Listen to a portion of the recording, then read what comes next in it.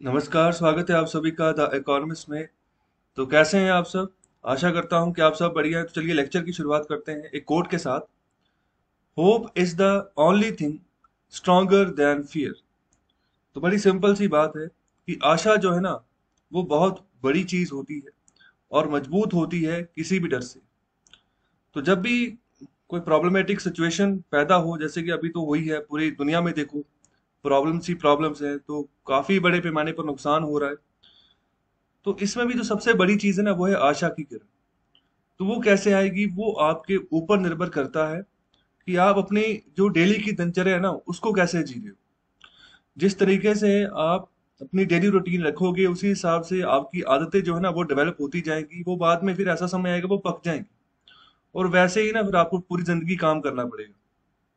तो अच्छी आदतें बनाओ, और अपना जो एक सिस्टम है ना, उसको इस तरीके से बनाओ कि मतलब आप आशावादी रहो ज्यादातर। मतलब कोई भी अगर प्रॉब्लम आपके पास आती है ना, तो मतलब कि चिंता नहीं करनी है उसकी उसकी चिंतन करना है उसके बारे में। ओके, तो मतलब चिंतन मतलब एनालिसिस करना है और उसका सोल्यूशन ढूंढना है। तो ये जो डर की भावना है, ये अपने आप ही दूर चली जाएगी। देखो, ये सब कुछ नेचुरल है। अगर कोई भी प्रॉब्लम सामने आती है, चाहे वो हेल्थ के रिलेटेड है, चाहे वो पढ़ाई के रिलेटेड है, तो डर की भावना आनी वो भी नेचुरल है। ओके, तो वो आनी है। लेकिन उससे भी बढ़िया है कि आप आशावादी रहो। ओके, तो आपकी जो पॉजिटिविटी है ना, वो इतनी स्ट्रांग होनी चाहिए कि मतलब डर का भाव जो है ना, अपने आप ही खत्म हो जाए। तो वो तभी बनेगी जब आपकी जो डेली की दिनचर्या है ना, उसके ऊपर आप फोकस करो अच्छे से। रोज हमेशा अच्छे कामों के ऊपर फोकस करो, अच्छी सोच बनाओ, और जो अपना गोल रखा हुआ है उसके लिए प्रयास करते रहो। ओके, तो ये अभी अभी के दिनों में ना ऐसी भावना, इस ऐसी स्ट्रेटेजी के साथ चलना बहुत जरूरी है। और अपने आप को भी सही करो, जो आपके छोटे हैं उनको भी सिखाओ। अगर वो किसी गलत रास्ते पे जा रहे हैं, तो उनको भी मोटिवेट करना, उनको भी सही रास्ता दिखाना आपकी जिम्मेदारी है। और ये है आज का न्यूज़पेपर, ये है फ्रंट पेज, और ये है एडिटोरियल वाला पेज। तो फ्रंट पेज पे यहाँ पर भारत सरकार के द्वारा कहा जा रहा है कि उन्होंने पिछले महीने 160 मिलियन वैक्सीन यहाँ पर डोजेस का यहाँ पर ऑर्डर प्लेस किया था। तो यहाँ पर ये कहा जा रहा है कि हम यहाँ पर पूरी कोशिश कर रहे हैं कि जो सप्लाई चेन में जो बाधा आ रही है ना, मतलब बहुत सारे राज्य जिन्होंने 1 मई से 18 साल से उम्र के लोगों के लिए वैक्सीनेशन ड्राइव शुरू करनी थी, लेकिन बहुत सारे राज्य नहीं कर पाए। गिने चुने राज्य ही हैं जो मतलब कि 1 मई से इस ड्राइव को शुरू कर पाए हैं। तो कुछ राज्यों ने इस डेट को एक्सटेंड कर दिया है। तो रीजन यही है कि सप्लाई नहीं है, वैक्सीन खत्म हो चुकी है। बहुत सारे सरकारी हॉस्पिटल्स ऐसे हैं कुछ राज्यों में जहां पर वैक्सीन की सप्लाई जीरो हो चुकी है ही नहीं, खत्म हो चुकी है। तो अभी इसी के चलते यहाँ पर स्पष्टीकरण भारत सरकार के द्वारा दिया जा रहा है यहाँ पर। और इसके अलावा अभी देखो, अभी केसेस बढ़ते जा रहे हैं। ओके, तो हमें हॉस्पिटल्स की यहाँ पर संख्या बढ़ानी है, तो उसके लिए यहाँ पर कोविड केयर यूनिट्स बनाए जा रहे हैं। और अभी डॉक्टर्स और नर्सेस, इनके ऊपर भी खतरा है, और इनकी भी गिनती पर्याप्त नहीं है कि जितने यहाँ पर लोग आ रहे हैं कोरोना वायरस से पीड़ित, तो उनकी यहाँ पर टेक केयर कर सके। और इसी का सोल्यूशन निकालते हुए अभी सरकार क्या करने जा रही है, जो यहाँ पर प्री पीजी डॉक्टर्स हैं, मतलब कि जो यहाँ पर पोस्ट ग्रेजुएशन के लिए जो डॉक्टर्स यहाँ पर प्रिपरेशन कर रहे हैं ना, तो उनको भी, इसके अलावा जो यहाँ पर बीएससी क्वालिफाइड जो नर्सेज हैं, उनको यहाँ पर जो ना अभी उन्हीं डॉक्टर्स और नर्सेज के साथ हेल्पिंग के लिए लगाया जाएगा कि अभी शॉर्टेज ना हो। मतलब जो हमारे हेल्थ केयर वर्कर्स है ना, वहां पर कमी देखने को ना मिले। मतलब जिस तरीके से पेशेंट्स आ रहे हैं, उस तरीके से इनकी तादाद भी बढ़ानी है। तो ऑन द स्पॉट रिक्रूटमेंट यहाँ पर भारत सरकार तो नहीं कर सकती। तो जो भी यहाँ पर पॉसिबल सोल्यूशन नजर आ रहा है, तो उसी को यहाँ पर इम्प्लीमेंट करके यहाँ पर चलाया जा रहा है। तो अभी बात करते हैं एडिटोरियल पेज की।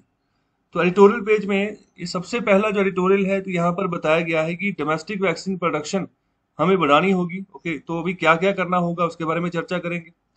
इसके अलावा यहाँ पर बात कर रहे हैं इंसेंटिव्स के बारे में। यहाँ पर म्यूचुअल फंड में यहाँ पर कुछ इंसेंटिव्स की बात की जा रही है, तो क्या मामला है, तो उसको हम अच्छे से डिस्कस करते हैं डिटेल में। इसके बाद जो तीसरा एडिटोरियल है, वो है यहाँ पर silence of the trade unions. तो अभी देखो, 5 राज्यों में इलेक्शंस हुए, 4 राज्य और एक यूटी में इलेक्शन हुए। वहां पर लेबर लॉज के बारे में कुछ भी, मतलब उसको मुद्दा ही नहीं बनाया गया। देखो, लेबर ज्यादातर, किसी भी अगर प्रांत की बात कर लो, तो लेबर ही, उन्हीं की जनसंख्या ज्यादातर निकल कर आती है, लेकिन लेबर लॉज के बारे में बात नहीं की गई। तो यहाँ पर ट्रेड यूनियंस जो है, तो वो भी मतलब चुप रही है। तो अभी 1 अप्रैल 2021 है ना, नए लेबर लॉ जो है वो लागू हुए। तो अभी क्या है वो, मतलब क्या चर्चा है, उसको पूरा डिटेल में देखते हैं। और एडिटोरियल नंबर 4 में हम डिस्कस करेंगे what needs to be done, मतलब कि क्या करना चाहिए। ओके, तो मतलब इसका भी मैं आपको जस्ट दूंगा कि क्या क्या करना है कोविड 19 से बचने के लिए, किस तरीके से आगे बढ़ना है, और पूरा सिनेरियो किस तरीके से हो कि मतलब हम जो है ना एक अच्छा सोल्यूशन जो है उसको ढूंढ पाए। और ये जो 5वें नंबर पर एडिटोरियल है, तो उसके बारे में यहाँ पर बात की जा रही है वेस्ट बंगाल की जो इलेक्शंस हैं वहां वहां के बारे में, कि मतलब अभी देखो, टीएमसी जो है, तृणमूल कांग्रेस पार्टी जो है, वो ममता बनर्जी की पार्टी है, जिसको कि 1999 में बनाया गया था। और ये भारत की जो 8 नेशनल पार्टीज है उनमें से एक है। ओके, तो नेशनल पार्टीज वो होती हैं जो किसी, जिसका दबदबा जो है ना किसी एक राज्य तक सीमित नहीं है, किसी न किसी रूप से और बाकी राज्यों में भी वो फैली हुई है। या आप एमपीज के यहाँ पर नंबर से कह सकते हो, या फिर एमएलएज के नंबर से कह सकते हो। बेशक वो सरकार नहीं बना पा रही दूसरे राज्यों में, लेकिन एमएलएज या एमपीज उस पार्टी के हैं। ओके, तो यहाँ पर इसके भी पर्टिकुलर यहाँ पर क्राइटेरिया होता है, उसके बारे में अभी मैं नहीं जाने वाला। तो यहाँ पर आपको एक क्वेश्चन का आंसर देना है कि भारत में जो 8 नेशनल पार्टीज है, तो अभी 8वीं जो पार्टी ना वो अभी रिसेंटली ही अभी वो जुड़ी है, उसको यहाँ पर नेशनल पार्टी का स्टेटस मिला है। तो उस पार्टी का नाम क्या है, वो कौन से रीजन से बिलोंग करती है, उसका आंसर करें कमेंट बॉक्स में। तो यहाँ पर वही बात कर रहे हैं कि अब बीजेपी को भी यहाँ पर वोट गई है, तो यहाँ पर 77 के आसपास सीट्स उनके पास गई हैं, तो टीएमसी के पास 215 के आसपास सीट्स गई हैं। तो मतलब कि कुछ एरियाज है बंगाल में जो मतलब बीजेपी को सपोर्ट कर रहे हैं, और कुछ एरियाज ज्यादातर हैं जो मतलब कि चाह रहे हैं कि सिर्फ और सिर्फ जो बंगाल की डॉटर है ना, तो हम उसी को वोट करेंगे। ओके, तो यहाँ पर इस रीजन के बारे में यहाँ पर ना वो चीज यहाँ पर डिस्कशन की गई है। तो इसके जो इंपॉर्टेंट पॉइंट्स हैं, तो वैसे मैं जो भी यहाँ पर सिनेरियो है ना वो कल के एडिटोरियल्स में डिस्कस में कर चुका हूँ। तो कल का एडिटोरियल आप डिटेल में देख सकते हो, तो वहां पर काफी आर्टिकल्स ना इन्हीं इलेक्शंस के बारे में ही थे, तो आपको वहां से भी काफी कुछ जानने को मिलेगा। तो चलिए लेक्चर की शुरुआत करते हैं। लेक्चर शुरू करने से पहले एक लाइक जरूर कर दें और ज्यादा से ज्यादा शेयर कर दें इस लेक्चर को। अगर आपको पीडीएफ चाहिए तो टेलीग्राम चैनल का लिंक गिवन है डिस्क्रिप्शन बॉक्स में, वहां पर जाइए, चैनल को ज्वाइन करें, और वहां पर डेली बेसिस पे जो पीडीएफ है वो अवेलेबल होते हैं। तो चलिए अभी बात करते हैं एडिटोरियल नंबर 1 की। तो यहाँ पर बात कर रहे हैं increase domestic vaccine production whatever it takes to inoculate India world. तो मतलब टीकाकरण करना है भारत का भी और पूरी दुनिया का भी, तो उसका भी ध्यान रखना है। तो अभी शुरुआत में बात कर रहे हैं कि भारत को जरूरत है कि अपनी जो सप्लाई है कोविड वैक्सीन की ना, तो उसको यहाँ पर ज्यादा तेजी से बढ़ाए। तो यहाँ पर हमने अपनी पॉपुलेशन को भी, उनका भी टीकाकरण करना है। तो इनकुलेट का मतलब है टीकाकरण करना। और इसके अलावा जो लो एंड मिडिल इनकम कंट्रीज हैं, ओके, तो उनका भी यहाँ पर टीकाकरण करना है। तो वो भी डिपेंडेंट है, मतलब कि वहां पर पर्याप्त इंफ्रास्ट्रक्चर नहीं है कि मतलब वो खुद से वैक्सीन बना सके और अपनी पॉपुलेशन को जो है वैक्सीनेट वो कर सके। तो भारत को ही उनको ना एक दोस्त के रूप में आगे आकर उनकी मदद करनी होगी। मतलब अभी भारत ने की है काफी मदद। जब ये जो जनवरी फरवरी का महीना था ना, तो काफी बड़े पैमाने पर इंडिया ने डोजेस डोनेट की हैं, गिफ्ट की हैं, जो दोस्त यहाँ पर कंट्रीज है भारत के। लेकिन बाद में क्या हुआ कि सिनेरियो बदल गया, मतलब बड़े पैमाने पर जो डबल म्यूटेंट वेरिएंट था कोरोना वायरस का, उसने घातक हमला कर दिया। तो अभी बहुत बुरा सिनेरियो है भारत के केस में, जिसके चलते अभी हमने एक्सपोर्ट कम कर दिया है। तो अभी वही बात कर रहे हैं। तो चलिए मुझे यहाँ पर एक बात बताइए कि जो ऐसी कोई कंट्री का नाम बोले जो यहाँ पर लो इनकम कंट्री की कैटेगरी में आती है। तो यहाँ पर भी थोड़ा सा देख लिए, अगर अगर हम बात करते हैं ना लो एंड मिडिल इनकम कंट्रीज की, तो यहाँ पर 4 तरीके की कैटेगरीज यहाँ पर होती हैं। एक होता है सबसे नीचे लो इनकम कंट्री, उससे ऊपर होता है लोअर मिडिल इनकम कंट्री, उससे ऊपर होता है अपर मिडिल इनकम कंट्री, और सबसे टॉप पर होता है हाई इनकम कंट्री। तो अगर यूएसए की बात करो, वो हाई इनकम कंट्री है। तो यहाँ पर ये कैसे लगाता है, ये मतलब किस तरीके से पता चलता है, तो यहाँ पर पता चलता है ये पर कैपिटा इनकम से, कि किसी देश की आबादी कितनी है और उस आबादी की यहाँ पर एवरेज पर कैपिटा इनकम क्या है। जितनी आबादी बढ़ती जाएगी और यहाँ पर एम्प्लॉयमेंट के चांसेस कम होते जाएंगे और जो है सैलरीज वगैरह भी कम होती जाएंगी, उतना यहाँ पर जो पर कैपिटा इनकम जो एवरेज निकलेगी ना, तो वो मतलब उसका जो इंडेक्स है वो नीचे जाता जाएगा। और उसी तरीके से यहाँ पर ना पोजीशन मिलेगी उस देश को कि उसको कौन सी कैटेगरी में रखना है, कि लो इनकम, या फिर लोअर मिडिल इनकम, या फिर अपर मिडिल इनकम, या फिर हाई हाई इनकम कंट्री। तो भारत जो आता है वो यहाँ पर लोअर मिडिल इनकम कंट्री की कैटेगरी में आता है। तो अगर मैं अफ्रीकन कॉन्टिनेंट की बात करूँ, तो ज्यादातर वहां पर जो मुल्क निकलते हैं तो वो लो इनकम कंट्री की कैटेगरी में आते हैं। ओके, तो किसी अपर मिडिल इनकम कंट्री की एग्जांपल दे साथ में। तो यहाँ पर वही बात कर रहे हैं कि भारत और साथ ही साथ जो यहाँ पर साउथ अफ्रीका है, तो यहाँ पर ये भी अच्छा खासा कंट्री। तो यहाँ पर इनको और भी काफी यहाँ पर अफ्रीकन कंट्रीज के द्वारा सपोर्ट किया गया है कि जो ना जो इंटेलेक्चुअल प्रॉपर्टी राइट्स हैं कोविड वैक्सीन के, और इसके यहाँ पर जो भी थेरेपेटिक्स है, मतलब जिस तरीके से भी यहाँ पर इलाज किया जाता है, तो उनका इंटेलेक्चुअल प्रॉपर्टी राइट उसको वेव ऑफ कर दिया जाए। मतलब कि जो भी जिस भी कंपनी ने वो वैक्सीन बनाई है ना, या फिर कोई भी ऐसा इंग्रेडिएंट बनाया, जो थेरेपी बनाई जिससे कोविड का ट्रीटमेंट हो सकता है, उसका जो उसका अपना पेटेंट है ना, उसको वेव ऑफ कर दो। तो यहाँ पर साउथ अफ्रीका, इंडिया, तो इन दोनों को कम से कम 80 यहाँ पर देश और हैं जो सपोर्ट कर रहे हैं यहाँ पर आईपीआर वेवर के लिए। मतलब कि अगर ये वेव ऑफ होता है तो यहाँ पर जो फॉर्मूला है, ओके, तो वो आसानी से किसी किसी भी फार्म को मिल सकता है, और वो ना मतलब जल्दी से उसकी सप्लाई बढ़ा सकता है। तो अभी बहुत सारे यहाँ पर ऐसे यूनिट्स भी हैं जो कि जिनके पास फार्मूला नहीं है लेकिन पर्याप्त कैपेसिटी है कि जो मशीन्स वगैरह हैं कि वो बना सकते हैं वैक्सीन। तो ये भी सिचुएशन है। तो यहाँ पर वही बात कर रहे हैं कि ये इसके अलावा यहाँ पर जो G7 मीट अभी जून में होने जा रही है, तो यहाँ पर भी हो सकता है क्योंकि फेवरेबल डिसीजन यहाँ पर हो जाए यहाँ पर आईपीआर वेवियर के बारे में। तो इसी के चलते यहाँ पर बात कर रहे हैं कि इंडिया को अभी ना मीजर्स अपनाने होंगे, तो अपना जो यहाँ पर जो वैक्सीन प्रोडक्शन है ना, तो उसको अभी स्टेप अप करना होगा। तो अगर मैं G7 की बात करूँ ना, तो यहाँ पर 7 कंट्रीज का ग्रुप होता है जिनकी मीटिंग होती है। तो ये देखिए 7 कंट्रीज कौन कौन सी है: Germany, UK, France, Canada, US, Italy और जापान। तो इनके बारे में आपको पता होना चाहिए, ये इंपॉर्टेंट है। इसके अलावा G8 का भी ग्रुप होता है। तो पहले ये G8 का ही ग्रुप था, ओके, रशिया को बाहर निकाल दिया गया इस ग्रुप में से सन 2014 में, ओके। तो फिर बाद में G7 का बन गया। तो इसको क्यों बाहर निकाला गया? रशिया को बाहर निकालने का कारण ये था कि सन 2014 में रशिया ने यूक्रेन की एक टेरिटरी थी जिसका नाम था क्रीमिया, तो रशिया ने उस क्रीमिया टेरिटरी के ऊपर कब्जा कर लिया था, ओके। तो मतलब जिसके चलते जो बाकी नेशंस थे, रशिया को एक तरीके से सजा देने के लिए उस ग्रुप से ही निकाल दिया, और भी काफी सैंक्शंस रशिया के ऊपर लगाए गए, ओके। तो रशिया ने उस यहाँ पर जिस आइलैंड को, जिस यहाँ पर एरिया क्रीमिया को हटाया था यूक्रेन से, तो वो क्यों हटाया था? उसका भी एक रीजन था, क्योंकि रशिया का जो यहाँ पर ट्रेड है ना, वो ज्यादातर चलता है सेंट पीटर्सबर्ग वाली जो पोर्ट है। मतलब कि जो ज्यादातर ना वहां पर बर्फ जो है जम जाती है, जिसके चलते जहाजों जहाजों का चलना बहुत कठिन हो जाता है, और मतलब कि एक साल में बहुत ही कम महीनों तक ही वो अच्छे से ट्रेड कर पाता है रशिया। अभी जो जिस एरिया के ऊपर इसने यहाँ पर अपना कब्जा किया है ना, तो वहां पर जो पोर्ट है, तो वो 12 महीने चलता है। तो मतलब कि वहां पर जिस भी तरीके से रशिया ट्रेड करना चाहे तो कर सकता है, ओके। तो मतलब ये रीजन है। इसके अलावा G20 नेशन आते हैं, तो ये G20 नेशंस, ये सभी के सभी G20 का यहाँ पर पार्ट है, ओके। तो यहाँ पर टर्की है, यूरोपियन यूनियन, तो यूरोपियन यूनियन में इसके अलावा भी बहुत सारी कंट्रीज हैं, इनको इकट्ठा यहाँ पर रिप्रेजेंट किया जाता है, ओके। इसके अलावा Argentina, Brazil, south Korea, Mexico, China, Indonesia, Saudi Arabia, Australia, India, south Africa, और इसके अलावा ये वाले, ओके। तो चलिए आगे बढ़ते हैं। तो अभी ऑथर यहाँ पर 4 बातें करने की बात कर रहे हैं, 4 चीजें करनी है। सबसे पहले यहाँ पर बात करें कि ऑथराइज करो ज्यादा से ज्यादा वैक्सीन, मतलब कि जितनी भी वैक्सीन निर्माता कंपनी है जो अपने दम पर बना रही है, रिसर्च कर रही है, उनको ऑथराइज करो कि बनाएं अभी वो। इसके अलावा यहाँ पर कोशिश करो कि जो एग्जिस्टिंग मैन्युफैक्चरर्स है ना, मतलब जैसे सीरम इंस्टीट्यूट ऑफ इंडिया है, भारत बायोटेक है, तो उनकी कैपेसिटी एक्सपैंड करो। मतलब कि जैसे एक प्लांट लगा है तो एक प्लांट और लगाए, वो अपनी कैपेसिटी को एक्सपैंड करे। जो तीसरी यहाँ पर बात करेंगे, start producing vaccine at facilities that are capable of producing vaccine but do not. मतलब कि वही बात जैसे मैंने शुरुआत में बोला था कि जहां पर यहाँ पर वैक्सीन की निर्माण करने की क्षमता है, मतलब कि पर्याप्त मशीनरी है, बन सकती है, लेकिन वो नहीं कर पा रहे, ओके। मतलब नहीं कर पा रहे, उसका भी रीजन यही है क्योंकि उनके पास लाइसेंस नहीं है उस प्रोडक्शन को करने का।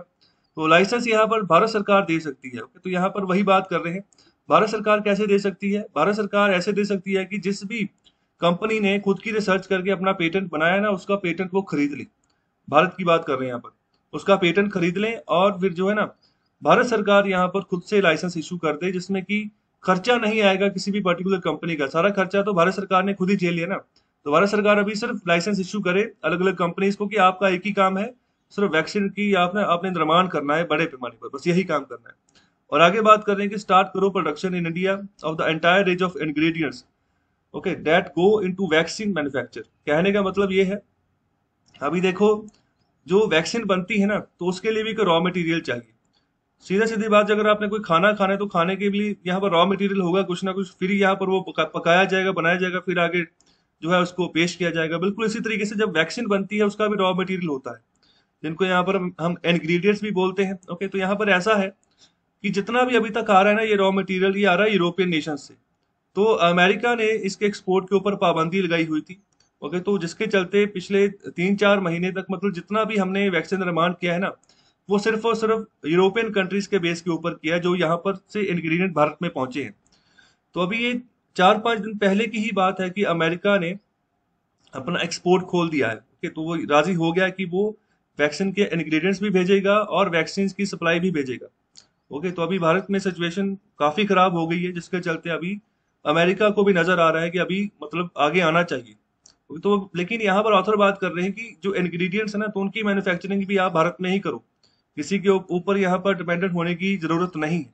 ओके, तो इसके अलावा बात कर रहे हैं कि जितने भी यहाँ पर इंडस्ट्री, ओके, तो यहाँ पर जितने भी तरीके के उनको लाइसेंस चाहिए, ओके, तो उनको यहाँ पर कंपल्सरी लाइसेंस आप इशू कर दो। ओके, तो मतलब कि इसमें कोई दिक्कत आपको नहीं आनी चाहिए। तो यहाँ पर भारत सरकार को ये बात कही जा रही है।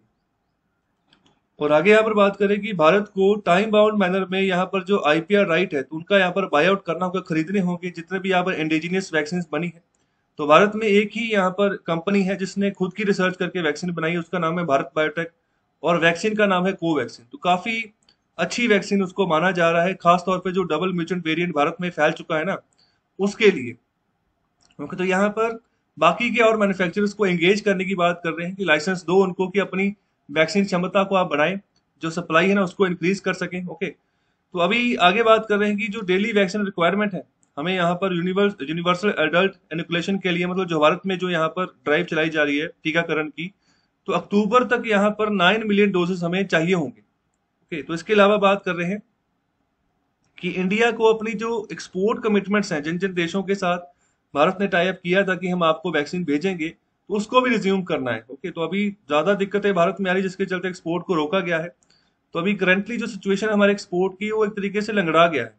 ओके, तो यहाँ पर देखो कोवैक्स फैसिलिटी नाम का एक प्रोग्राम चल रहा है, जो कि डब्ल्यूएचओ के द्वारा चलाया जा रहा है, जिसमें अलग अलग यहाँ पर मैन्युफैक्चरर्स के साथ टाई अप किया हुआ है। ओके, तो यहाँ पर जिसके चलते जिन जिन भी कंपनीज के पास, जिन जिन भी देशों के पास जो है वैक्सीन नहीं पहुंच रही ना, तो यहाँ पर डब्ल्यूएचओ वहां तक पहुंचाने की कोशिश कर रहा है कोवैक्स फैसिलिटी के तहत। ओके, तो इसके अलावा आगे बात कर रहे हैं कि कमर्शियल कॉन्ट्रैक्ट भी यहाँ पर जो ना कुछ यहाँ पर भारतीय कंपनीज के हुए हैं। ओके, कोवैक्स फैसिलिटी के तहत तहत भी यहाँ पर कॉन्ट्रैक्ट हुए हैं, तो वहां पर भी बाध्य है कि उनको भी वैक्सीन सप्लाई भेजनी भेजनी है। तो यहाँ पर अभी एक्सपोर्ट बढ़ाना होगा। तो यहाँ पर वही बात कर रहे हैं कि अभी जो अप्रैल में जो एक्सपोर्ट हुआ है ना, वो था 1.3 मिलियन डोजेस का पूरे महीने में। और ये अगर मैं बात करूं जनवरी और मार्च की ना, तो इस समय में यहाँ पर 64 मिलियन हमने यहाँ पर डोजेज जो ना इनको एक्सपोर्ट किया है अलग अलग नेशंस में।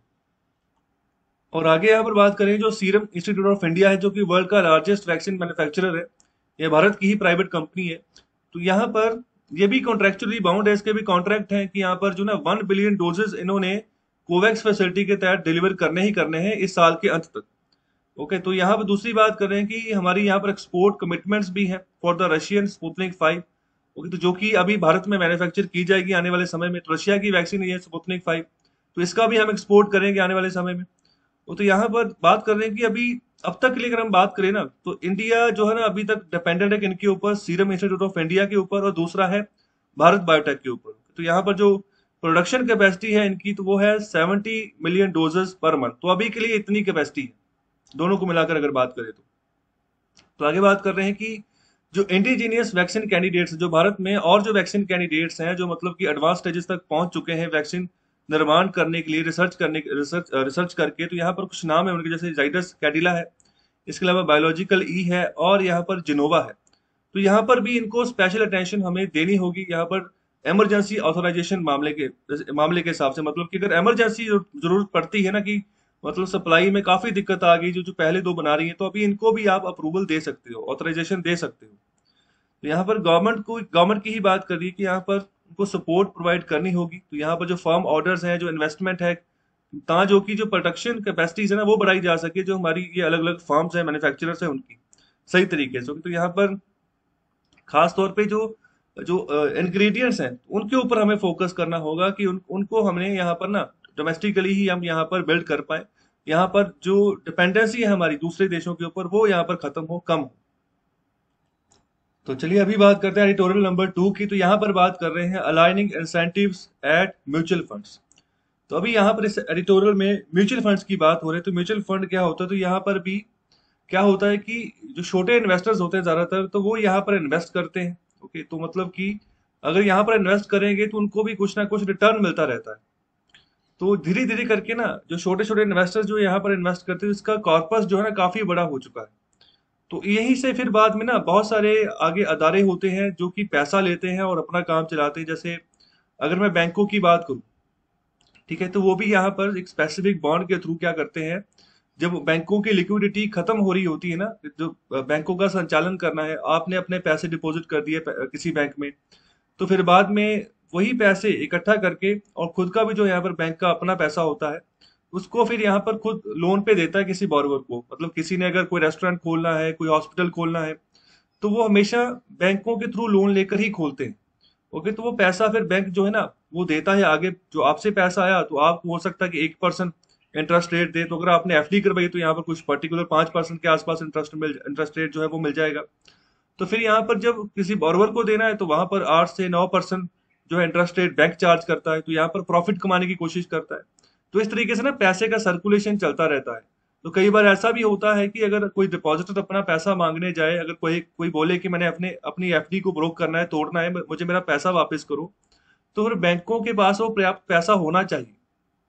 ओके, तो मतलब कि वो उनका जो जो बैंकों का जो मतलब खजाना है ना वो खाली नहीं होना चाहिए, मतलब कि पैसा इतना हो उनके पास। तो इसलिए यहाँ पर क्या करते हैं कि म्यूचुअल फंड के थ्रू भी काफी बड़ी अमाउंट जो ना जो बैंक है वो उठाते हैं, तो उसके ऊपर भी ये रिटर्न देते हैं।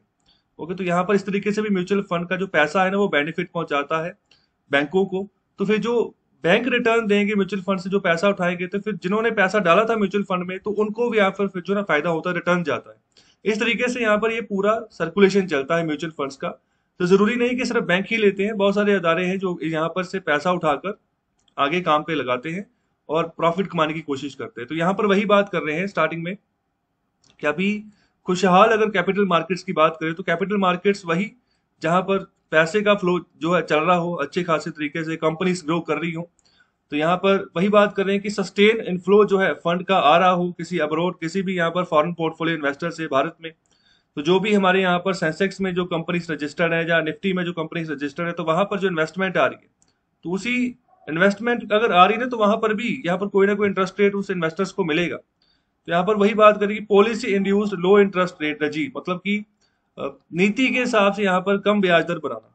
ओके, तो यहाँ पर ये सिनेरियो बना हुआ है पूरा का पूरा कैपिटल मार्केट का। तो और इसी के सिनेरियो के बीच में यहाँ पर बात कर रहे हैं कि एक यहाँ पर जो है ना बात नोट करने वाली है कि जो securities and exchange board of India है ना, तो ये क्या है, ये हमारा जो ना सिक्योरिटी मार्केट का रेगुलेटर है। तो आप ये कह सकते हो कि हमारा जो कैपिटल मार्केट है उसका रेगुलेटर है, कि रेगुलेट करना है कि किसी तरीके की ना कोई भी खराबी हमारी मार्केट में ना चले। जैसे आरबीआई जो है करेंसी मार्केट को रेगुलेट करता है। ओके, जो ट्राई है telecom telecom regulatory authority of India, वो पूरा टेलीकॉम सेक्टर को रेगुलेट करता है कि कोई गलत एक्टिविटी नहीं होनी चाहिए, अगर होती है तो फाइन करता है।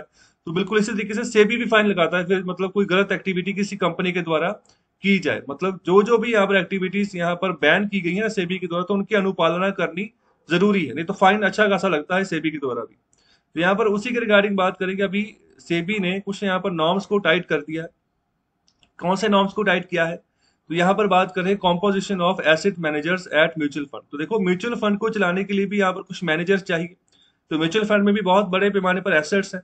ओके, तो यहाँ पर जो चला रहे हैं तो उनको यहाँ पर बात बोलते हैं हम एसेट मैनेजर्स। ओके, तो यहाँ पर इनको कह रहे हैं कि इनकी कंपनसेशन कैसे ध्यान रखनी, जो इनको इंसेंटिव मिलते हैं उनका क्या यहाँ पर जो है ना स्ट्रक्चर हो। तो अभी सेबी ने मैंडेट किया है कि मिनिमम जो 20% इनकी जब जो अर्निंग्स है ना, यहाँ पर जो की पर्सनल है यहाँ पर एसेट मैनेजमेंट कंपनी में, तो यहाँ पर ये एसेट मैनेजमेंट कंपनी हम इसको यहाँ पर म्यूचुअल फंड को भी यहाँ पर बोलते हैं जो कि एसेट को मैनेज कर रहे हैं। ओके, तो यहाँ पर ये भी नाम इनको दे दिया जाता है। तो इसमें आप कंफ्यूजन मत रखें।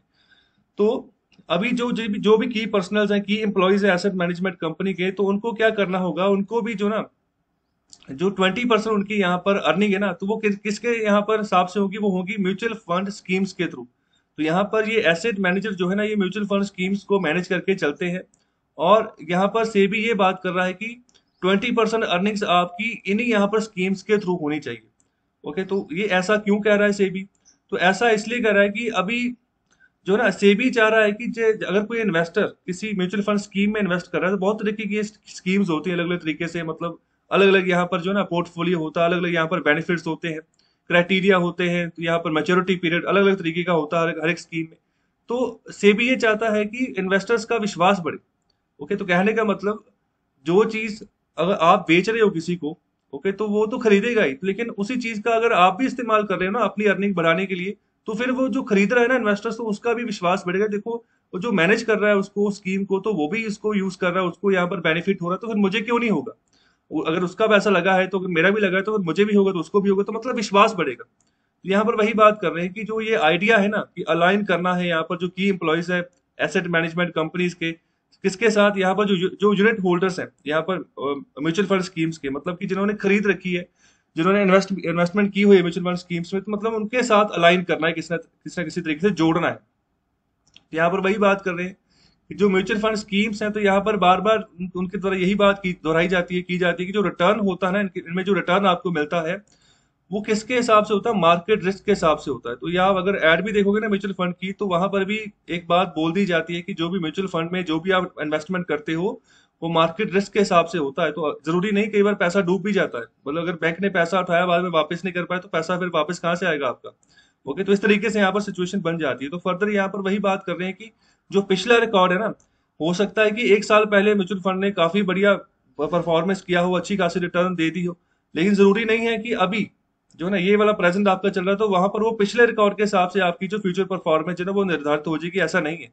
फ्यूचर में आने वाले समय में ये मार्केट डिसाइड करेगी कि मार्केट में क्या फ्लक्चुएशंस आई हैं और किस तरीके से मतलब आगे काम चलेगा। जैसे अभी देखो, पैंडेमिक के चलते जब पिछले साल लॉकडाउन लगा था, तो इस तरीके से नुकसान हुआ था बहुत बड़े पैमाने पर। तो मतलब पता नहीं है कि मार्केट आने वाले फ्यूचर में कैसी होगी, किस तरीके की सिचुएशन को फेस करके चलेगी।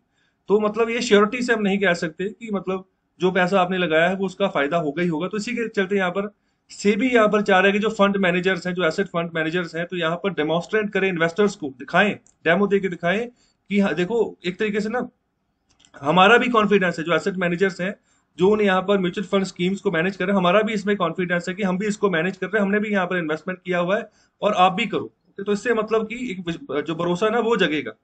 तो वही बात कर रहे हैं कि ये जो लिंक यहाँ पर बात की जाए रिमोनेशन के साथ, जो भी यहाँ पर जो पैसा बनेगा, तो यहाँ पर इसकी प्रोपोर्शनल यहाँ पर निकाल रहे हैं to the assets under management, मतलब जितने यहाँ पर एसेट अंडर मैनेजमेंट है उसी के यहाँ पर प्रोपोर्शन के हिसाब से जो है यहाँ पर जो रेमुनरेशन है वो बननी शुरू हो जाएगी, जो पैसा है वो बनना शुरू हो जाएगा।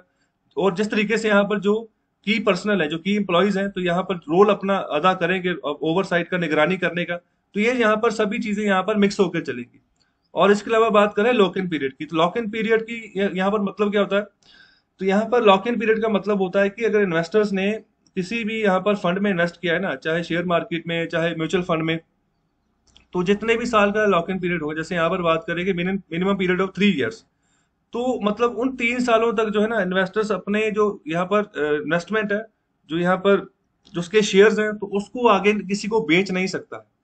ओके, मतलब कहीं पर अगर इन्वेस्टमेंट कर दी है, शेयर्स ले लिए हैं म्यूचुअल फंड में, तो उनको आगे वो सेल नहीं कर सकता है, जितना भी यहाँ पर टाइम का लॉक इन पीरियड होगा। तो यहाँ पर 3 साल का लॉक इन पीरियड है।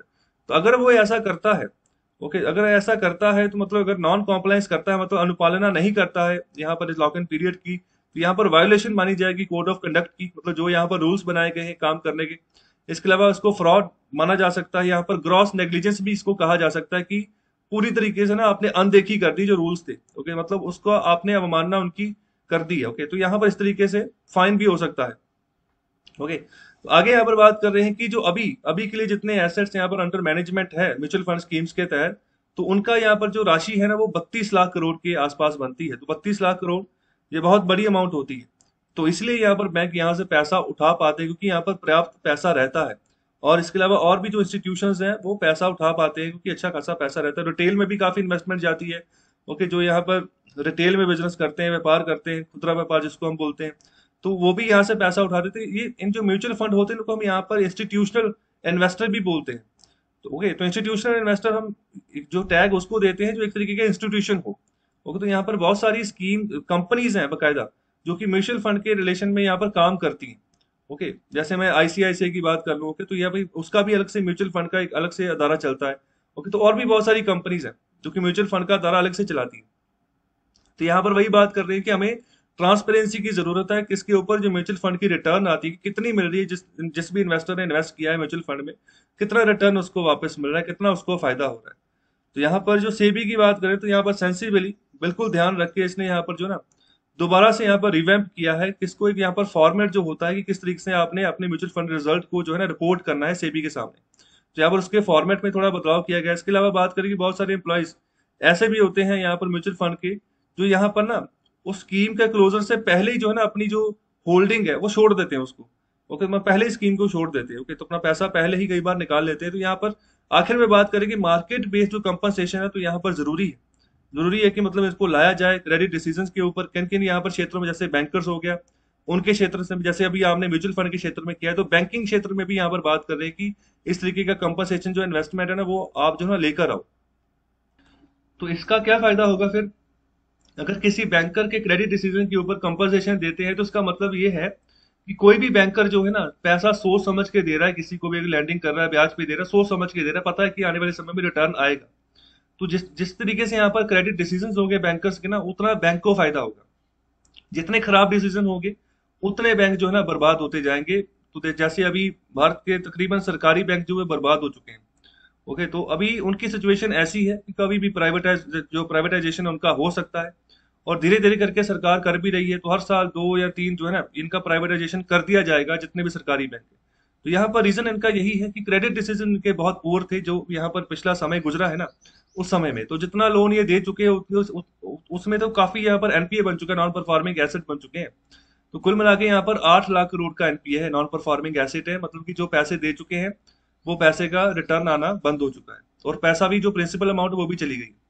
तो यहाँ पर एनपीए हम उसको घोषित करते हैं, अगर अगर कोई भी यहाँ पर लोन उठाकर लेकर गया है ना, कोई भी, या चाहे उसने कहीं पर भी लगाना है पैसा, तो अगर 90 दिन तक यहाँ पर जो है इंटरेस्ट अगर वो नहीं दे रहा है, रिटर्न नहीं दे रहा, तो हर महीने किस्तें जाती है इंटरेस्ट रेट की, जो भी जितना भी लोन उठाया होता है, तो यहाँ पर 90 दिन तक अगर नहीं आ रहा ना, तो फिर उस लोन को नॉन परफॉर्मिंग एसेट जो है बैंकों के द्वारा घोषित कर दिया जाता है। तो अभी के लिए यहाँ पर सिर्फ 12 पब्लिक सेक्टर बैंक बचे हैं, सरकारी बैंक बचे हैं पूरे भारत में। तो चलिए अभी बात करते हैं एडिटोरियल नंबर 3 की। तो यहाँ पर बात करते हैं लेबर रिफॉर्म्स के बारे में। तो यहाँ पर बात की जा रही है जो ट्रेड यूनियंस का जो साइलेंस है ना, मतलब कि जो ट्रेड यूनियंस होती हैं लगातार, देखो आज से 20 साल 30 साल पहले, तो जब मैन्युफैक्चरिंग अच्छे खासे तरीके से चल रही थी भारत में, मैन्युफैक्चरिंग प्लांट्स चल रही थी, तो उस समय ना जो लेबर होती थी, लेबर क्लास की एक यूनियन होती थी, यूनियन बनती थी बकायदा, तो उसको हम बोलते थे ट्रेड यूनियन। तो मतलब वो उसको बनाने का उनका मकसद ये होता था लेबर्स का, तो मतलब कि हमारे जो राइट्स है ना वो ना कहीं छीन लिए जाए। अगर मतलब हमें कोई सैलरी मिल रही है, जो भी हमें अलाउंस वगैरह दिया जा रहा है कंपनी की तरफ से, ओके, तो मतलब उसके रिगार्डिंग जो भी डिसीजन लेना है ना, तो पहले मतलब कि जो ट्रेड यूनियन के जो लीडर्स हैं, तो उनसे यहाँ पर सलाह मशवरा हो, इसके लिए यहाँ पर ये काम करते थे। तो ऐसा होता था कि कंपनी को भी डर रहता था कि अगर ये सभी इकट्ठे हो गए तो मेरी कंपनी का काम कैसे चलेगा, मैंने तो प्रोडक्शन निकालनी है, ओके, उसकी सप्लाई भेजनी है, और अगर मेरी कंपनी में ही मतलब कि कोई बगावत हो जाती है तो कोई काम पर ही नहीं जाएगा, इस तरीके की अगर यूनियन बन गई तो फिर कैसे काम चलेगा। तो उस समय में ट्रेड यूनियंस थी, अभी भी है। तो अभी भी बहुत सारी ट्रेड यूनियंस हैं जो कि यहाँ पर सरकारी कंपनीज में ज्यादातर जो है आपको देखने को मिलेंगे। जैसे जो यहाँ पर अगर रेलवे की बात करूं, तो वहां पर भी ट्रेड यूनियंस बनी हुई हैं। ओके, तो वो भी जो है हड़तालें वगैरह करते रहते हैं रेलवेज के खिलाफ ही। ओके, कई बार यही बोलते ज्यादातर कि जो हमारे बच्चे हैं उनको भी रेलवे में नौकरी दो। तो ये मतलब सिचुएशन रहती है। तो जैसे ये देखिए, ये पिक्चर में ये कोई रैली ही है, तो यहाँ पर ये ट्रेड यूनियन की ही रैली है। ओके, तो जो कि सरकार के सामने ये प्रोटेस्ट कर रहे हैं कि हमारी मांगे जो है वो मानी जाए, क्योंकि किसी भी यहाँ पर पर्टिकुलर सेक्टर को ये बिलोंग कर सकती है। वो सेक्टर मैन्युफैक्चरिंग का हो सकता है, ओके, प्राइमरी सेक्टर, कोई भी सेक्टर यहाँ पर जिसको यहाँ पर ये बिलोंग कर सकते हैं, जहाँ पर भी कोई अच्छी खासी प्रोडक्शन जो है ना वो निकाली जा रही है। और अभी जो शुरुआत में ऑथर बात कर रहे हैं, यही बात कर रहे हैं कि अभी अगर हम नंबर ऑफ जॉब लॉस्ट की बात करें ना, इस पैंडेमिक के यहाँ पर इस साल में कितनी नौकरियां चली गई, तो यहाँ पर एक अदारा जिसका नाम है centre for monitoring the Indian economy, तो ये एक प्राइवेट लिमिटेड कंपनी है जो यहाँ पर इस तरीके से यहाँ पर इंडियन इकोनॉमी में क्या यहाँ पर लेबर के रिगार्डिंग जो भी इंफॉर्मेशन है ना, मतलब क्या जॉब्स के क्या आंकड़े, तो उसके बारे में बताती है।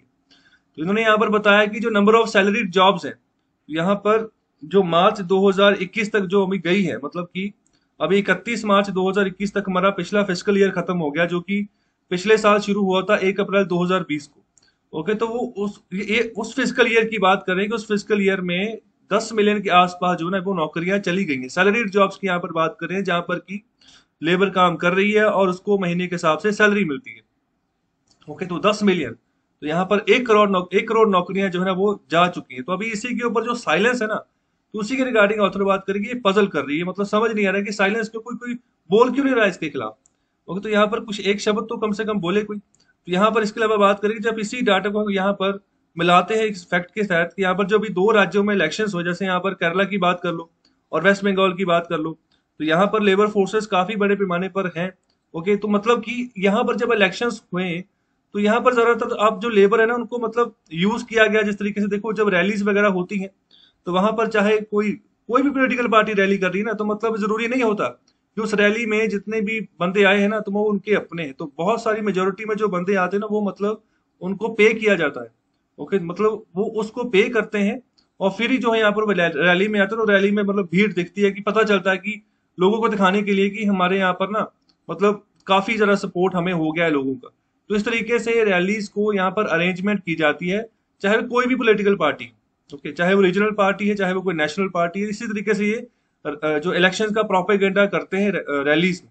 ओके, तो बाद में उनको बाकायदा पैसे दिए जाते हैं। वही यहाँ पर बात कर रहे हैं कि मतलब एज ए लेबर का इस्तेमाल यहाँ पर किया जाता है। कई बार मिलिटेंट के रूप में भी यहाँ पर लेबर को ना हाजिर किया जाता है कि मतलब कोई दंगे वगैरह करवाने, तो तब भी इनको हायर कर लिया जाता है। ये सिनेरियो भी बना हुआ है। तो वेस्ट बंगाल में, केरला में इलेक्शंस के समय ये सब चीजें देखने को मिली थी। तो तीसरी यहाँ पर बात कर रहे हैं तमिलनाडु। तो तमिलनाडु यहाँ पर ना, अगर हम बात करें नंबर ऑफ स्ट्राइक्स के मामले में, तो यहाँ पर टॉप पर है। तो 51 स्ट्राइक्स यहाँ पर हुई हैं पिछले फिजिकल ईयर में, सॉरी पिछले 3 सालों की यहाँ पर बात कर रहे हैं। और ये डाटा कहाँ से है? ये डाटा दिया गया ministry of labour and employment के द्वारा। ओके, तो ये लेबर्स के रिगार्डिंग ही ये मंत्रालय काम करता है। तो यहाँ पर इसके अलावा आगे बात कर रहे हैं कि दूसरी अगर हम बात करें जो फार्म रिफॉर्म्स है, तो उसके उसके अलावा उसके ऊपर जो यहाँ पर रोना रोया जा रहा है। तो यहाँ पर ये जो लेबर रिफॉर्म्स है ना, तो इनके साथ हम यहाँ पे जो फार्म रिफॉर्म्स, तो इन दोनों को कंट्रास्ट करके देख रहे हैं। ओके, तो अभी जो फार्म रिफॉर्म्स के ऊपर जो बातें चल रही है, तो उसके ऊपर अच्छा खासा फोकस है। ओके, लेकिन अगर बात करें जो लेबर रिफॉर्म्स आए, तो उसके ऊपर किसी का फोकस ही नहीं है।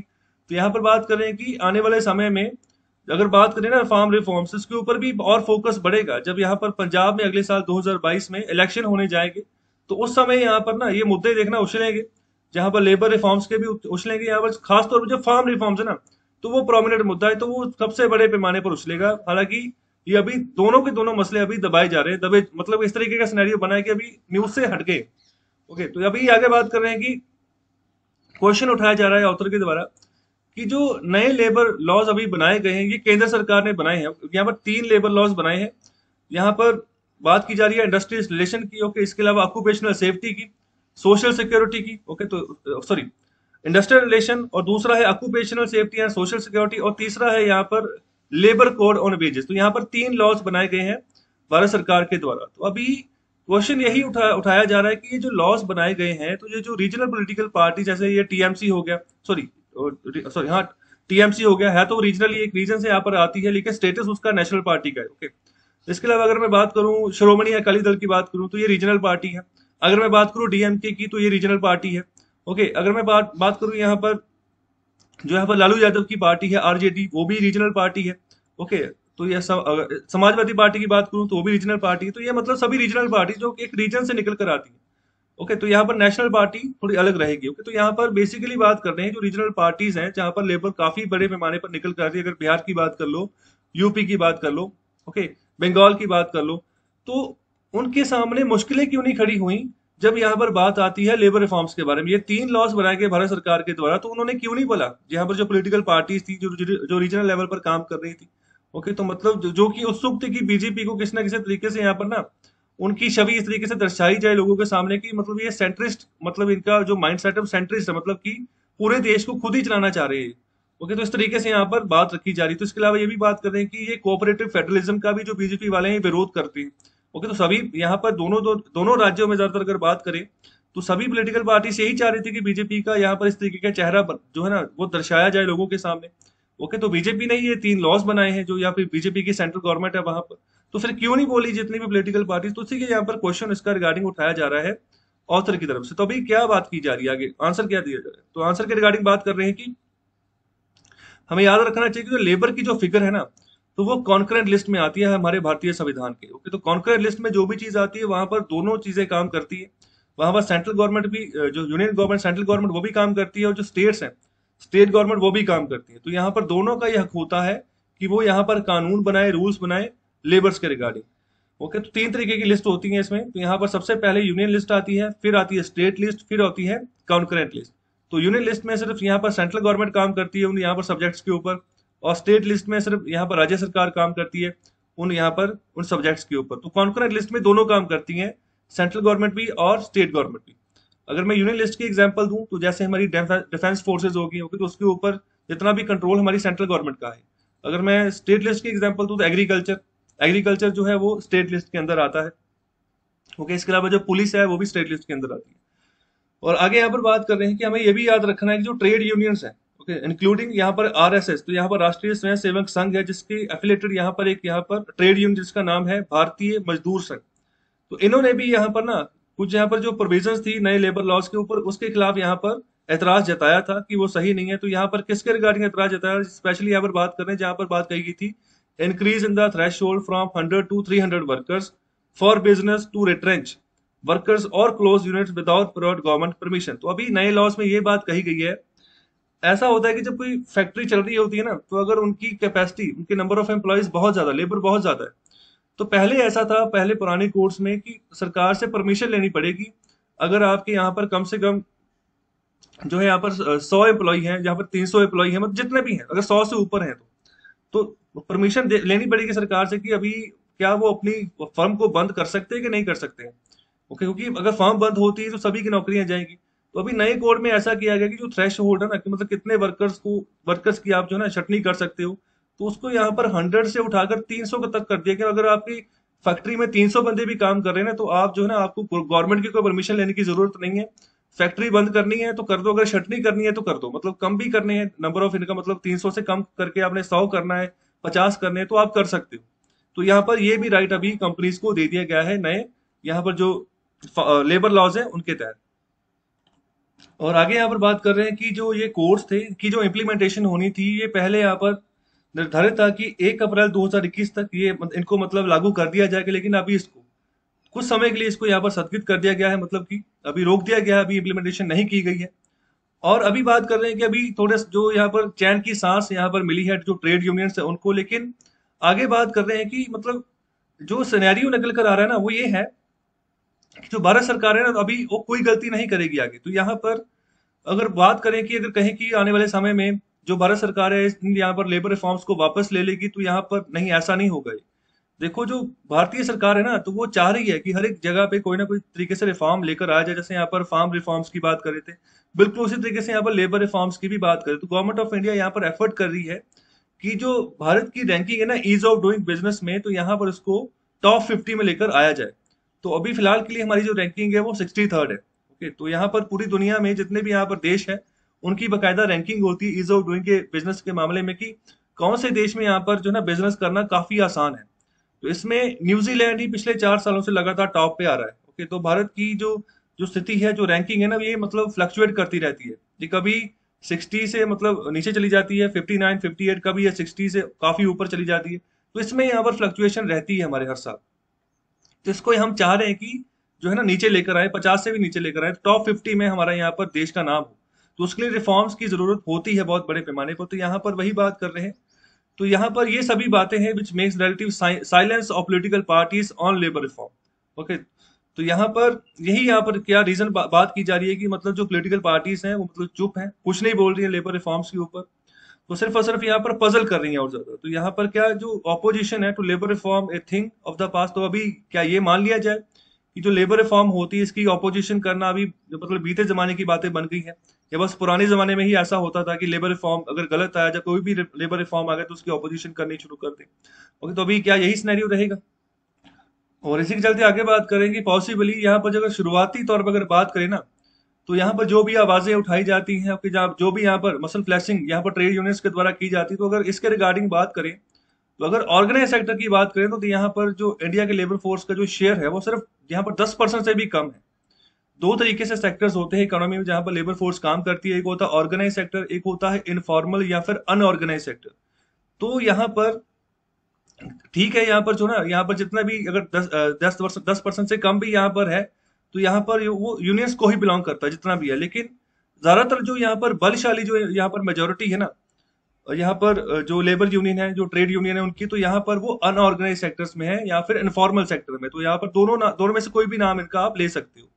तो इनफॉर्मल सेक्टर ऐसा मतलब जहां पर कोई लेखा जोखा नहीं है कि जितने भी यहाँ पर लोग काम कर रहे हैं, तो मतलब अगर लेबर काम कर रही है तो महीने के हिसाब से क्या पैसे मिलते हैं, यहाँ पर अगर वीकली वेज मिल रही है या डेली वेज मिल रही है तो कितनी मिल रही है, दिहाड़ी के हिसाब से कितना पैसा मिल रहा है, तो कोई प्रॉपर रिकॉर्ड नहीं है इसका। अगर ऑर्गेनाइज सेक्टर की बात करें ना, तो उसका प्रॉपर रिकॉर्ड रहेगा कि ये फर्म है, इस कंपनी में इतने एम्प्लॉयज काम कर रहे हैं, ओके, तो यहाँ पर इतने एडमिनिस्ट्रेशन स्टाफ है, तो इसके अलावा दूसरा इतना यहाँ पर लेबर फोर्स है, इतनी इनको सैलरी मिल रही है, इतना इनका ईपीएफ कट हो रहा है, ओके, तो ये इनको अलग से अलाउंसेस मिल रहे हैं। तो मतलब ये पूरा का पूरा जो यहाँ पर खाता रहता है ना, ये ऑर्गेनाइज सेक्टर के मामले में ही रहता है। तो ऑर्गेनाइज सेक्टर में जो बड़ी बड़ी कंपनीज है, एमएनसी, ठीक है, तो वो आ जाती हैं। और अनऑर्गेनाइज सेक्टर्स में कोई भी चीज आ जाएगी, मतलब जो आम दुकान लगी है, कोई ठेले वाला है, कोई यहाँ पर कोई सामान बेच रहा है लेकिन कोई रिकॉर्ड नहीं है, ओके। तो इस तरीके से यहाँ पर ज्यादातर मेजोरिटी लेबर फोर्स की जो है ना वो ऑर्गेनाइज अनऑर्गेनाइज सेक्टर्स में है। तो यहाँ पर आगे और बात कर रहे हैं जो ट्रेड यूनियंस है, तो यहाँ पर जो है ना ज्यादातर जितना भी अपना क्लेम या फिर सक्सेस जिन इनको मिली है, तो ज्यादातर यहाँ पर वर्कर जो अट्रैक्ट किए इन्होंने वो इनफॉर्मल सेक्टर से ही किए हैं। लेकिन अभी की जो रियलिटी नजर आ रही है ना यूनियंस की, तो वो मतलब ऐसा है कि जैसे अगर भारत की हिस्ट्री देखें तो उस समय जो सोशलिस्ट पास था, सोशलिस्ट पास कहने का मतलब जब हमारी सरकारें, जब भारत की सरकार, जैसे मैं कांग्रेस सरकार की बात कर लूं, तो मतलब ज्यादातर वो यहाँ पर सोसाइटी के ऊपर ही मतलब ज्यादातर वेलफेयर स्कीम्स निकली, उस हिसाब से वो काम करते थे कि लेबर को कैसे बेनिफिट दें। तो उसी तरीके की आदत बन चुकी थी सभी की, ओके, मतलब कि जिस तरीके से सरकार बेनिफिट दे तो उसी को अचीव करे। तो मतलब अभी उस हिसाब से ना अभी का जो दौर चल रहा है, इतनी ताकत इनके पास बची नहीं है, ओके, मतलब ट्रेड यूनियंस का। तो एक ये भी रीजन बताया जा रहा है कि ट्रेड यूनियंस जो है ना अभी ऐसा इनका सिनेरियो कि मतलब धीरे धीरे ये खत्म होती जा रही है। तो इसका और भी रीजन है कि मतलब क्यों इनका डाउनफॉल चल रहा है अभी। और आगे अगर बात करें, अगर हम ऑर्गेनाइज सेक्टर की भी बात करें ना, तो उसमें भी यहाँ पर जो उनकी जो ताकत है वो लगातार कम होती जा रही है। अगर हम यहाँ पर ट्रेड यूनियंस की बात करें तो क्योंकि ज्यादातर जितना भी यहाँ पर ऑर्गेनाइज सेक्टर, वहां पर भी हम जो है ना सर्विस लेड इकोनॉमी बढ़ते जा रहे हैं। तो यहाँ पर देखो, एक होता है एग्रीकल्चर सेक्टर, एक होता है यहाँ पर मैन्युफैक्चरिंग, जहाँ पर जिसको हम कंस्ट्रक्शन सेक्टर बोलते हैं, तीसरा यहाँ पर होता है सर्विस सेक्टर।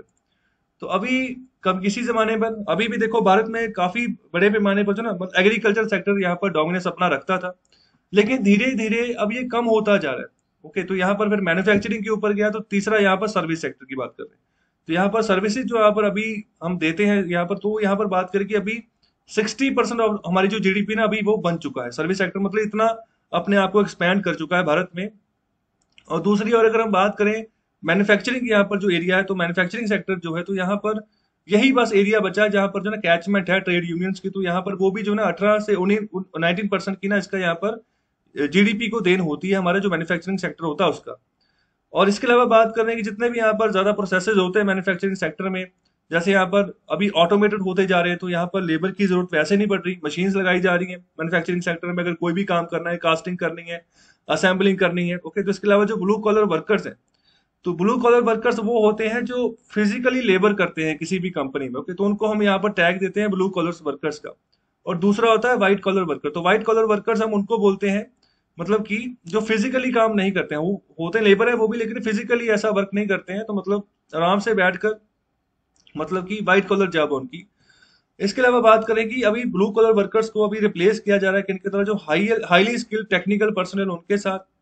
और इसके अलावा यही यहाँ पर जो ना बात कर रहे हैं कि जिसके चलते अगर हम ये टेक्निकली जो स्किल्ड पर्सनल अगर इनकी बात करें ना, तो मतलब ये कम जिम्मेदार होते हैं यूनियनाइजेशन, मतलब कि इनका ऐसा रहता है कि कंपनी जो हायर करती है ना यहाँ पर इंडिविजुअल्स को, तो पता चल जाता है कि मतलब ये बंदा ना आने वाले समय में ऐसा नहीं करेगा कि मतलब कि जितने भी एम्प्लॉयज वहां पर है उनको इकट्ठा करके कोई यूनियन बना देगा, ओके। तो इसी के चलते यहाँ पर मतलब कम यहाँ पर लगता है कि जो नए टेक्निकल पर्सन हम भर्ती करेंगे तो वो यहाँ पर कम चांसेस है कि यूनियन बनाए। तो लेकिन अगर बात करें हम ब्लू कलर वर्कर्स की, तो इनके यहाँ पर ज्यादा चांसेस रहते हैं कि मतलब ये अगर इनको अपॉइंट कर लिया बड़े पैमाने पर, तो आने वाले समय में ये कोई यूनियन बना लेंगे और अपनी डिमांड रखेंगे। और इस तरीके से डिमांड रखेंगे कि जब मतलब हमें जरूरत पड़ेगी किसी चीज की बड़ी सप्लाई भेजनी, तो ये तब मना कर देंगे कि हमने काम ही नहीं करना। तो ये यहाँ पर दिक्कत आती है कंपनीज को फिर। और आगे यहाँ पर बात कर रहे हैं कि बिल्कुल साफ तौर पर ना मतलब कि वो दिन दूर नहीं है जब यहाँ पर जो ट्रेड यूनियन जिनको कि अभी आज हम जानते हैं ना, तो आने वाले समय में ये किसी भी मुद्दे के ऊपर बात करना ही बंद कर देंगी, ओके। मतलब कि जैसे अभी मुद्दा उठाती हैं तो यहाँ पर लोगों को इकट्ठा करके सरकार के खिलाफ प्रोटेस्ट करती, तो ये चीजें नहीं आपको देखने को मिलेंगी। तो यहाँ पर मुद्दे के ऊपर बात ही करना बंद कर देंगे।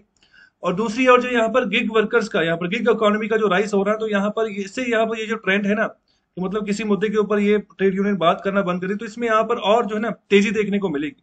तो गिग इकोनॉमी यहाँ पर वही है जहां पर प्लेटफॉर्म वर्कर्स काम करते हैं। जैसे मैं जोमेटो की एग्जांपल दूं, तो वो जो है पर बंदा जोमेटो की जो डिलीवरी आपको दे रहा है किसी भी फूड की, तो वो बंदा यहाँ पर ना गिग इकोनॉमी का मेंबर है। ओके, तो वो प्लेटफॉर्म वर्कर है जो कि मतलब किसी जो ऑनलाइन ऐप है ना, तो उसके रिगार्डिंग काम कर रहा है। तो यहाँ पर उस ऑनलाइन ऐप में जो ऑर्डर आता है, तो उसके जो क्लाइंट होते हैं तो उनको यहाँ पर सर्विस प्रोवाइड करे, तो ऐसे हम यहाँ पर वर्कर्स को बोलते हैं प्लेटफॉर्म वर्कर्स। तो दूसरा यहाँ पर इसको गिग इकोनॉमी भी बोलते हैं। जैसे यहाँ पर जो उबर जो ओला वगैरह में आप टैक्सी में सफर करते हो, ओके, तो यहाँ पर जो कंपनी उबर ऐप चला रही है, ओके, तो यहाँ पर किसी इंडिपेंडेंट कॉन्ट्रैक्टर को हायर करती है। तो वो कौन होता है? जो जिसकी अपनी को टैक्सी हो। ओके, तो मतलब फिर वो कंपनी उस यहाँ पर इंडिपेंडेंट कॉन्ट्रैक्टर को, उस टैक्सी वाले को यहाँ पर इंटीमेशन देती है कि मतलब मेरा एम्प्लॉय है, मेरा जो यहाँ पर कस्टमर है किसी यहाँ पर लोकेशन में है, तो वहां पर उसको उठाओ और यहाँ पर सर्विस दो उसको, और उसके जो यहाँ पर फेयर रहेगा तो उसके हिसाब से यहाँ पर जो ना आपको इंसेंटिव मिलेंगे। ओके, तो इस तरीके से यहाँ पर गिग इकोनॉमी जो है वो बढ़ती जा रही है। तो अभी लास्ट में बात करें जो ट्रेड यूनियंस है और यहाँ पर जो पॉलिटिकल पार्टीज जिसके यहाँ पर साथ एफिलेटेड है यहाँ पर ट्रेड यूनियन, तो ये आने वाले समय में शायद ये ना मतलब इनके बारे में जो दीवारें हैं उन्हीं पर लिखा हुआ आपको मिलेगा। मतलब अगर ये कुछ बात कहेगी भी ना, तो दीवारों पर लिख के ही बोलेंगे। जैसे आप देखो, आप रेलवे में जाओ, किसी स्टेशन पे जाओ, तो ज्यादातर लिखा होता है यहाँ पर जो नॉर्दर्न रेलवे की यहाँ पर जो मैन यूनियन होती है ना, NRMU जिसको बोलते हो, तो मतलब उनके द्वारा ना स्लोगन्स लिखे होते हैं कि मतलब कि जो है हमें जॉब चाहिए, या फिर हम जो जो है मतलब विरोध करेंगे इस तरीके का। मतलब इसी यही सिनेरियो रह जाएगा आने वाले समय में। तो मतलब वैसे इकट्ठे होंगे तो ऐसा यहाँ पर सिनेरियो काफी कम नजर आ रहा है। तो चलिए अभी बात करते हैं एडिटोरियल नंबर 4 की। तो यहाँ पर बात करें what needs to be done, तो क्या करना है।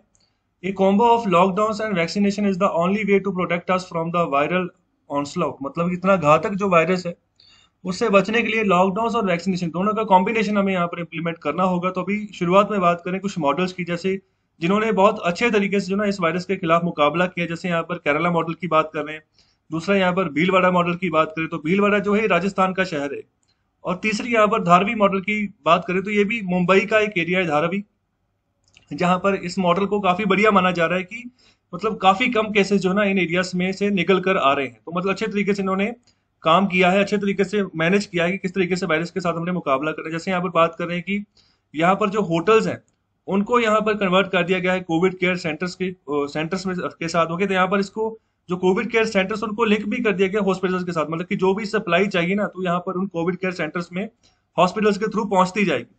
और इसके अलावा जो इंडोर स्टेडियम है, मतलब कि ऐसे स्टेडियम जहाँ जहाँ पर मतलब अंदर गेम्स होती हैं, ओके, तो उनको भी यहाँ पर ना मेगा कोविड केयर सेंटर्स में कन्वर्ट कर दिया गया है। तो यहाँ पर और भी बहुत सारे प्रोटोकॉल जो है वो डेवलप किए गए हैं, जिसके रिगार्डिंग जो है ना कोविड अप्रोप्रिएट जो बिहेवियर है वो अपनाया जा सके। तो यहाँ पर जैसे कॉन्टैक्ट ट्रेसिंग हो गया, मतलब कि अगर किसी को वायरस हो गया तो उसके कॉन्टैक्ट में कितने लोग आए पिछले दिन, ओके, तो यहाँ पर उनको ट्रेस करना है, तो उनको भी आइसोलेट करना है, क्वारंटीन करना है।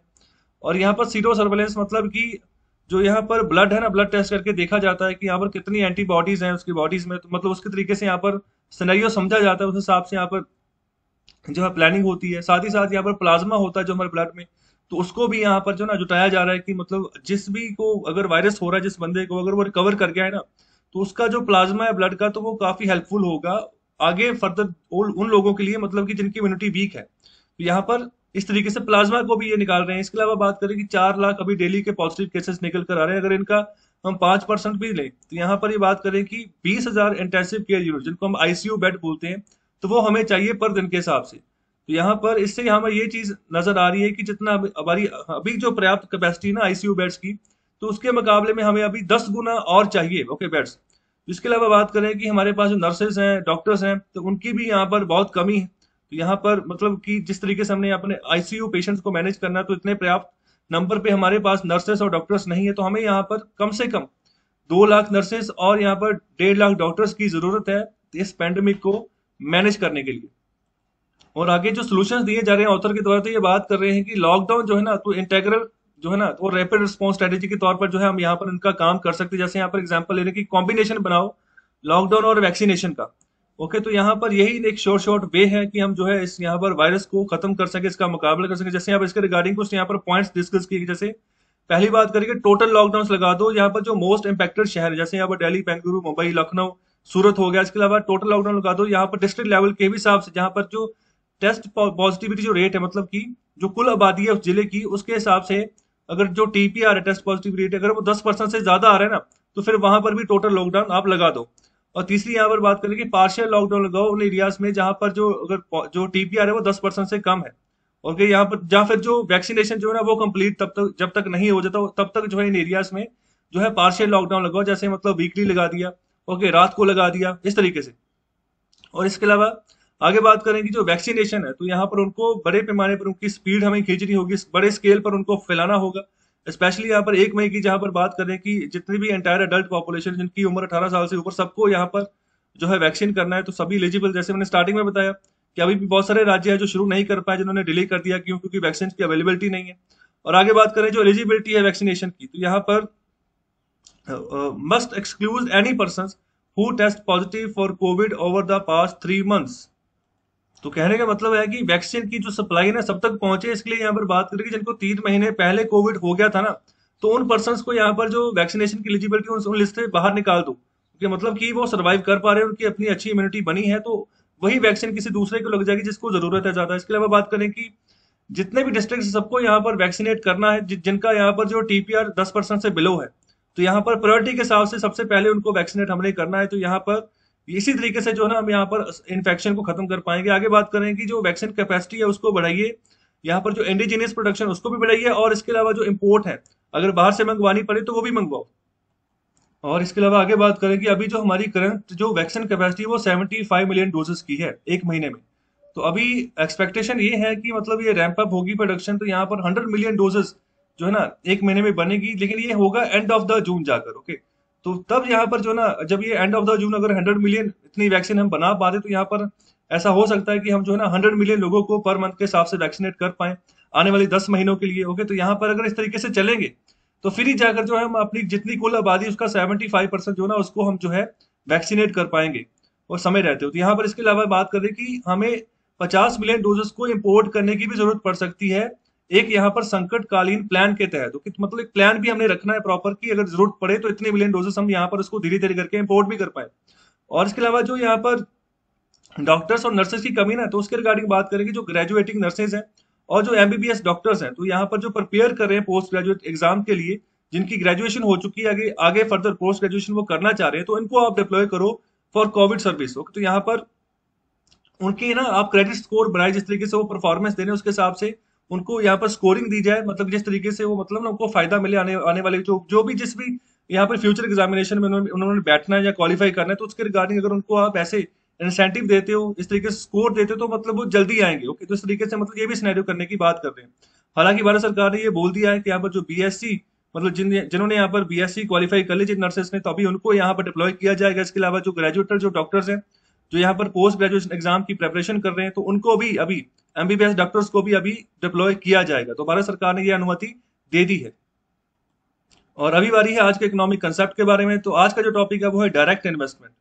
तो डायरेक्ट इन्वेस्टमेंट क्या होती है? जो भी खर्चा हम फिजिकल एसेट्स के ऊपर करते हैं, जैसे यहाँ पर किसी प्लांट के ऊपर प्लांट लगाने में जो पैसा लगा, वहां पर मशीनरी लगाने में जो पैसा लगा, तो ये सभी चीजें जो है ना इनको हम बोलते हैं डायरेक्ट इन्वेस्टमेंट, ओके।